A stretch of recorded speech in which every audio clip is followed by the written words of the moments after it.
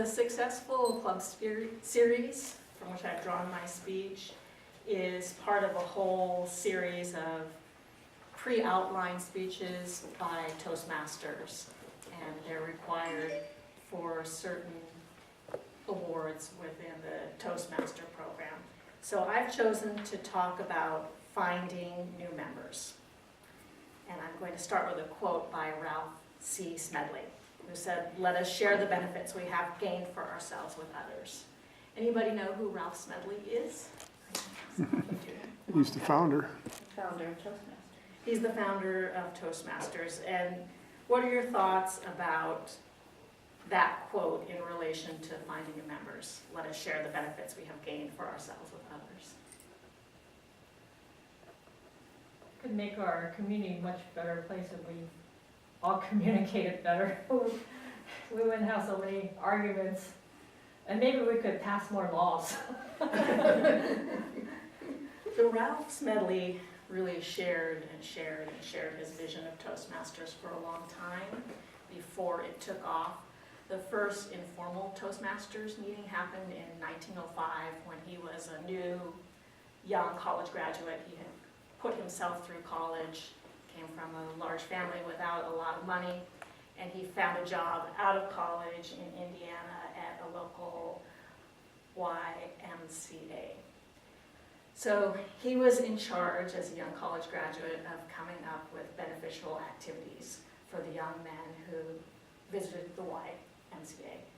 And he thought, what better than help young men develop skills that will enable them to communicate better, find better employment, and therefore have better outcomes in their lives. So he started a public speaking club, and within some of the first club meetings, they decided to call it Toastmasters. And the club went on for as long as Ralph remained at that particular YWCA. And he continued to work at the YWCA, but he was transferred to another state, another city. And after a while, the original one in Indiana, people kind of disbanded. Without his leadership, it didn't take off. But he kept trying. He kept introducing this program in different YMCAs throughout the country until finally he got transferred to California, and he was working in Santa Ana, California. And something happened where, through word of mouth, a whole grassroots thing blew up. And various business members got behind the Toastmasters program and started to tell other business members, other friends about it, and it really grew from there. From its humble origins as just an activity at a local YMCA, today Toastmasters has more than 352,000 members in 141 countries and more than 16,400 clubs. So it's really grown, not because of one person, Ralph Smedley. He tried and tried and tried for 20 years.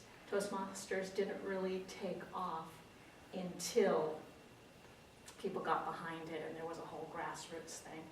And there were many, many leaders propagating the Toastmasters idea.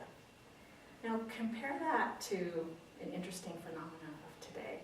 Have any of you seen the documentary The Inventor, Out for Blood in Silicon Valley? That talks about, I forgot her first name, her last name is Holmes. But this is a young lady who was one of the youngest billionaires ever, and she was hailed as the second coming of Steve Jobs. When she was 19, she dropped out of Stanford with very little education, but she had this big idea that she was going to revolutionize having blood drawn. She was going to invent this machine that could draw your blood without human intervention and with just a small sample of blood test for multiple different things. So you wouldn't really necessarily need to go to a doctor. It would be inexpensive. You would get a baseline, and then you could use this test periodically throughout your life to determine if there are any changes in your health. Well, she had some connections herself, some family connections, and some very important people invested in her company that kind of gave her company gravitas. And all of a sudden, there were all these investors and all this money coming in.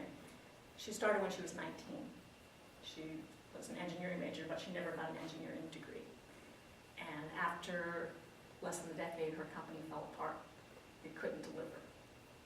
So compare that to Toastmasters, where the founder, Ralph Smedley, tried for 20 years and kind of perfected the program before it really took off, to the mindset of today, where we want everything fast, fast, fast. We get investors and money before we really have an idea that's gelled out. And in some ways, I think maybe that mindset makes it a little bit difficult to attract new members to Toastmasters, because this is a program that takes work. You have to come to the meetings, you have to participate, you have to write speeches. It takes years and years to become a distinguished Toastmaster. Well, some people can do it more quickly, but it's something that takes an investment.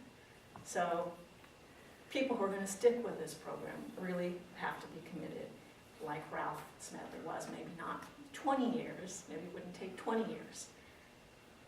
But that said, when we talk about ourselves as a club and inviting new members in, what's in it for us to build our club and to have new members? There's a lot of self-improvement and observation. But just kind of selfishly as an individual, what's in it for me to belong to a bigger club versus a smaller club? Shared responsibilities. Exactly, shared responsibility.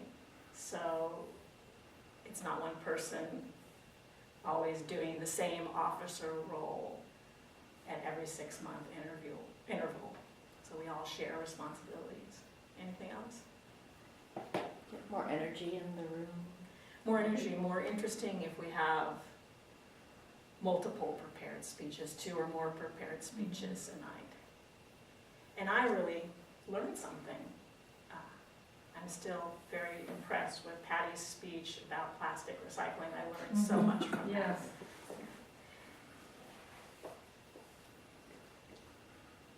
And you'll have more opportunities for friendships too. That's something that I wrote down. Mm-hmm. And you'll have more people to learn from.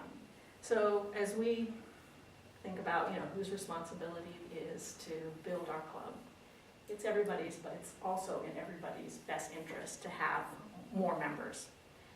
And how do we go about recruiting people?